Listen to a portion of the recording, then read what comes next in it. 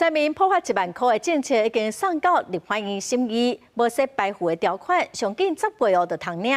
也毋过，今仔有民间团体开记者会，因是主张讲1万块应该就爱排付，嘛呼吁政府应该互民众会当选择拒绝要领这1万块，甲这笔钱当作是咱国家的救命钱，会当专款专用。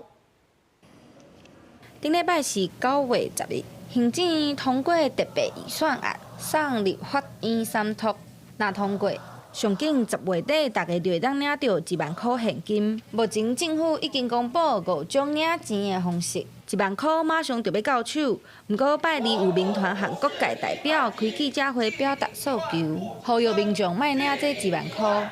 人口结构其实是倒梯形的，我们的下一代其实负担非常的沉重。 远超过我们这一代，那因此我们越把债务还清，对他们来讲越就是减除他们肩上的重担。所以我们认为优先的就是要偿还的国债。其次呢，如果真的不得已的话，我们说因为发生了一个什么重大的灾祸，我们赶快把所有的人集中去救灾。我觉得这个我们大家都能接受。